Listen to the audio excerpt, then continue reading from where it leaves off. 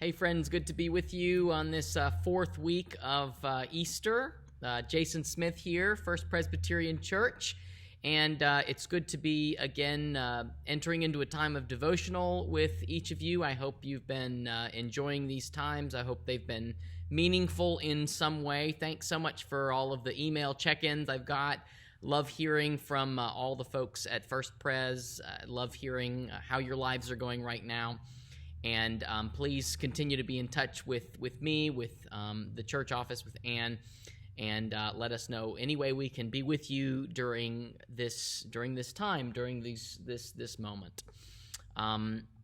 Again, please continue to offer your prayers of support for those who are on the prayer list, for those who might need God to be shepherding them in this time. Please continue to be in prayer for those folks. And as always, let me know how I can be with you during this time from afar, somehow accompanying, continuing to create some type of community with you during this time. We continue to pray for the church members who are on our prayer list, for John Hobgood, for Dick Rudolph, for Christy McEnany, for Bill and Ruby Mertens, Lisa Spear, and for Ryan and Catherine Hallaby. And we continue to pray for our world and the community around us as we continue to navigate these times. Well, friends, again, please be safe during this time. Please be in communication with us about any urgent pastoral needs, and continue to take care. Today, our gospel text is from John chapter 10, verses 1 through 10.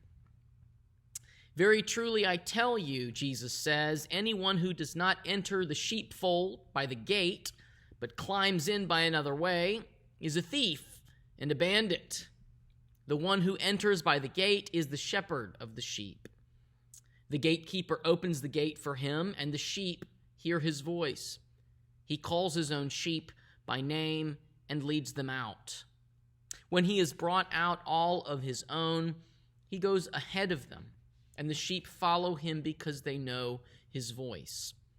They will not follow a stranger, but they will run from him because they do not know the voice of strangers.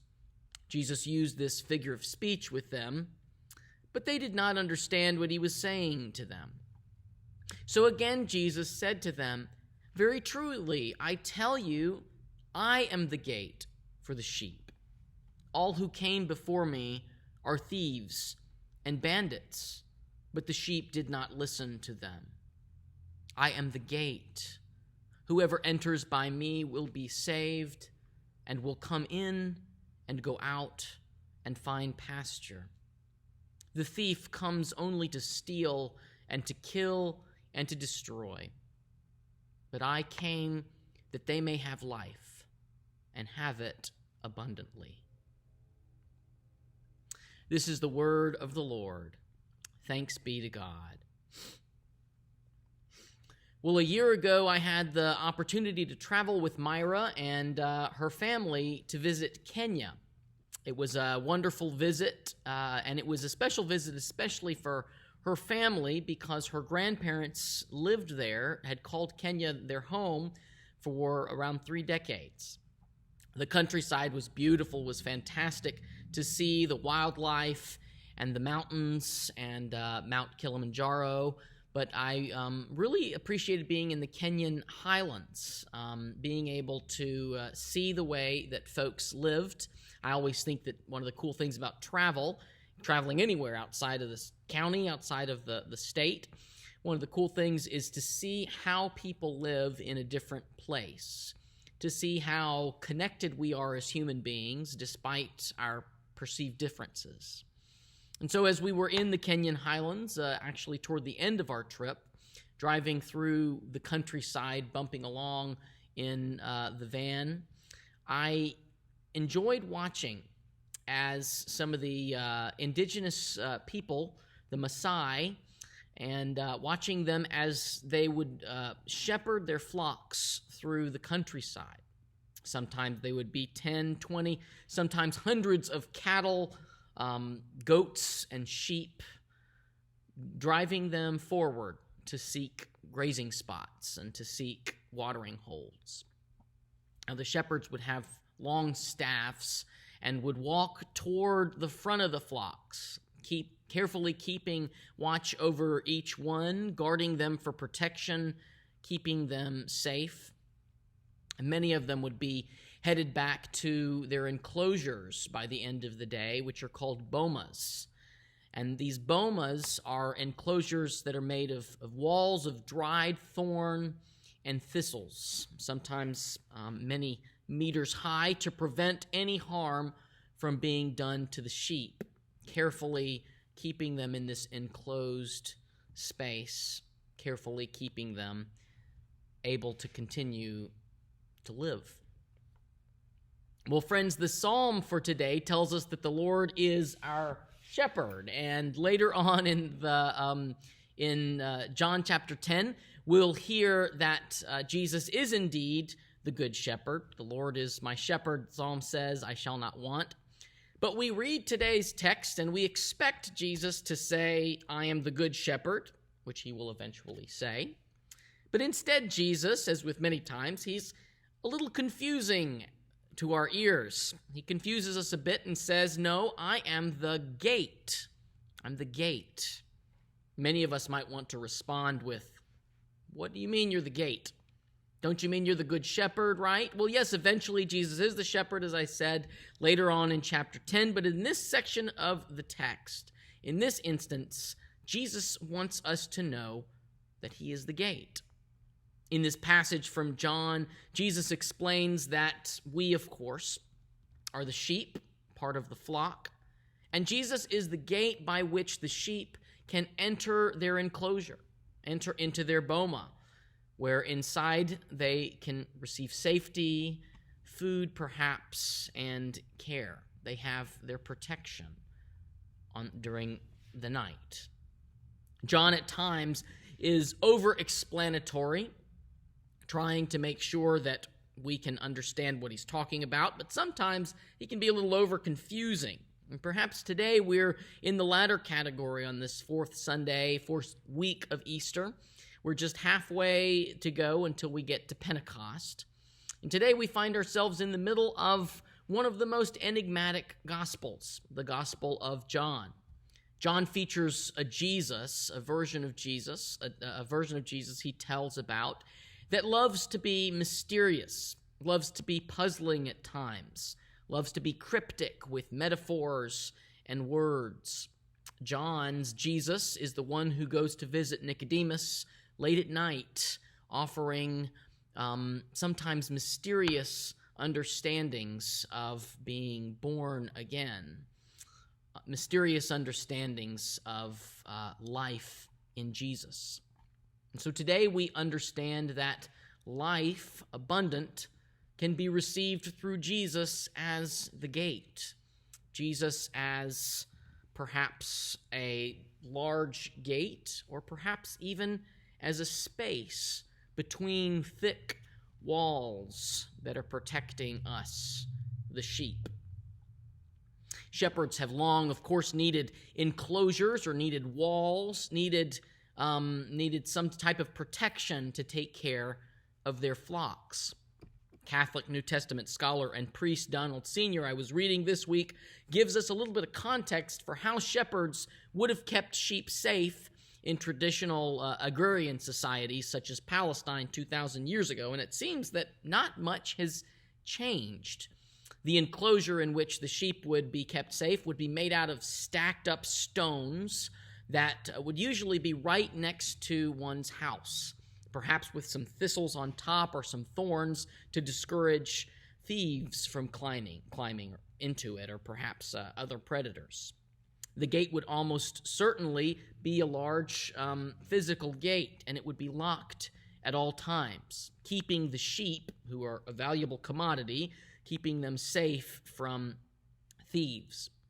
Sheep were valued for their wool, were valued for their milk and meat, but they were also trading commodities, so they were a very valuable possession, valuable asset.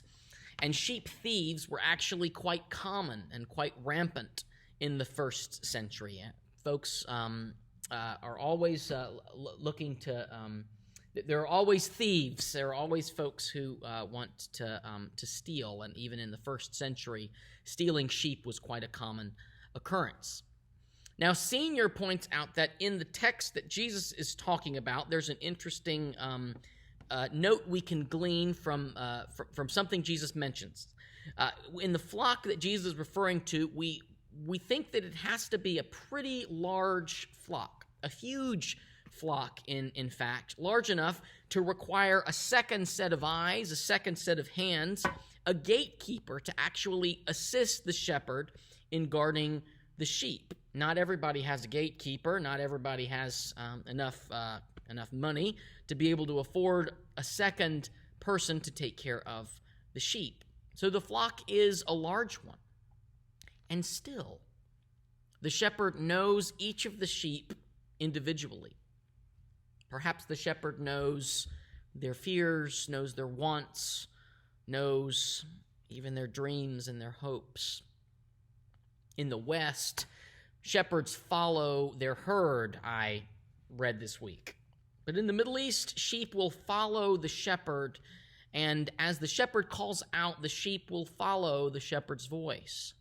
The sheep react when called out by name, and that encourages them, moves them to follow. The sheep will follow the shepherd because they know the sound of their voice, and it's through listening that the sheep are able to discern their path forward, able to discern their way into the enclosure.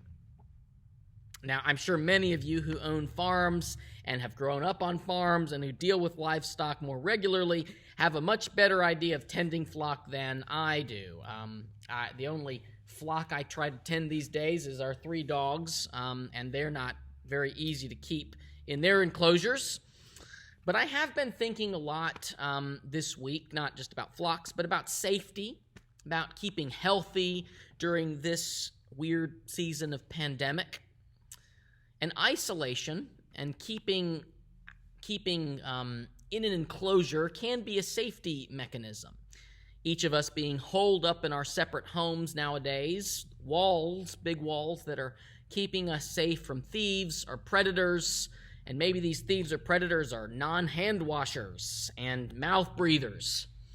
Sorry, I'm just making the point that it's a scary world out there right now during this time of pandemic, and it makes us wonder, is there enough Germ-X and enough masks to shield us from the fears that consume this world?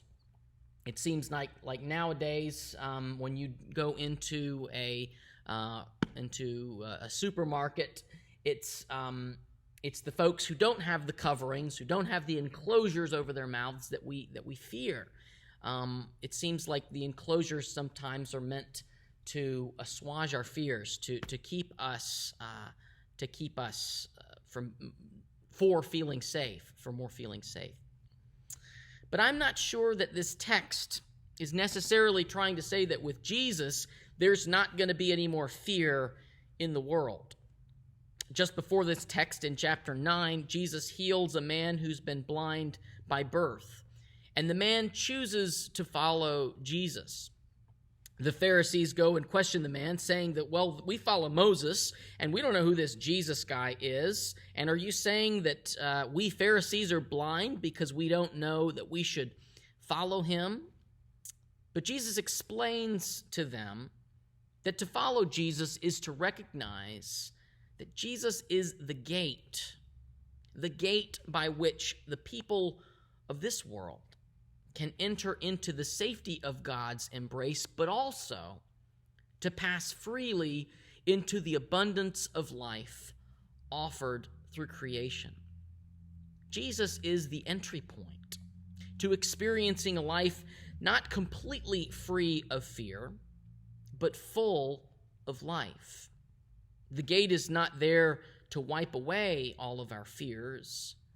The gate is there to show us a window into the life of abundance, a life full of hope, a life full of love.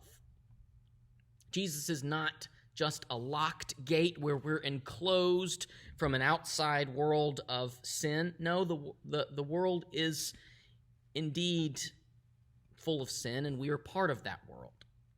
But Jesus is an open entryway by which we might experience and share love, and experience and share hope in this world that is desperately in need of those things. Scott Hosey offers an image for us to consider.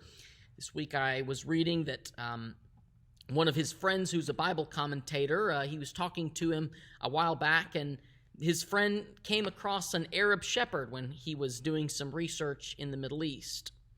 And according to Hosey, according to this commentator, the shepherd that he ran into wasn't a Christian and was not aware of this text from the Bible where Jesus says, "I'm the good shepherd, I am the gate," in chapter 10 of John. But as the shepherd was showing off his flock and showing off this penned-in area where the sheep would sleep each night, the shepherd explained that, well, when they go in there, believe me, they are completely, perfectly safe. No harm can be done to them, and they live fruitful, rich lives of grazing, of being out in creation. And the scholar noticed that, in fact, the pen didn't have a physical gate. It was, in fact, just an entryway where the sheep would come and go. And so he asked, well, why isn't there a gate? Where is the gate? And the shepherd looked at him and said, I am the gate. He said, you're the gate? What does that mean? The shepherd said, no, seriously.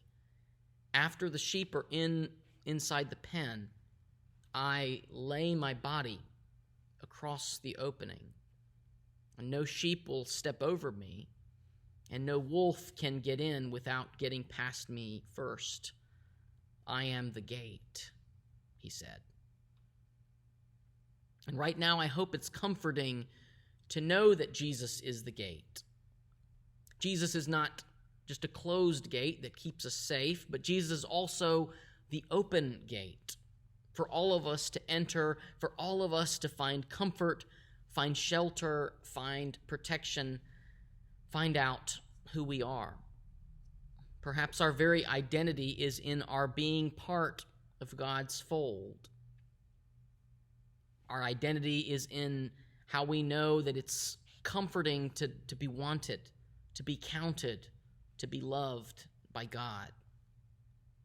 Whatever the thieves are in our lives, not just COVID-19, but perhaps other thieves, other physical threats, maybe economic worries, maybe mental illness or health issues, whatever the thieves are in our lives, we're invited by this text to understand that to step into the enclosure of abundant life is offered for us right here, right now, right in our homes. Now, right now, we're not able to maybe envision what superabundant life means because we're alone, we're cloistered, we're prohibited from being in the company of others, trying our best to keep away from each other, from spreading this pandemic. But I do think that it is hopeful to understand that Jesus is the gate by which we are able to live.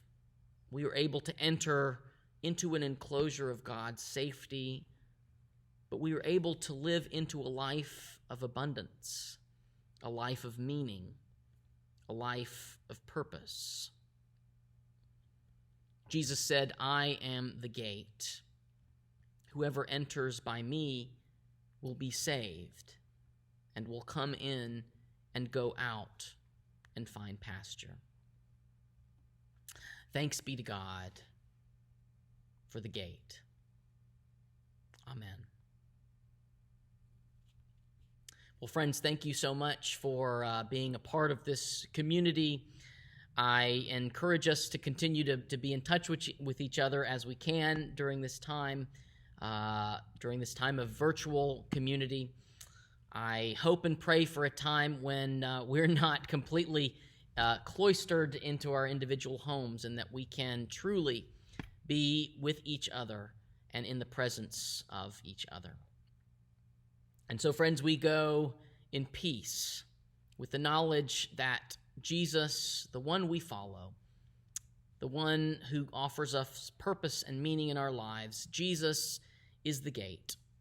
Whoever enters by him will be saved and will come in and will go out and will find pasture. Thanks be to God. Amen.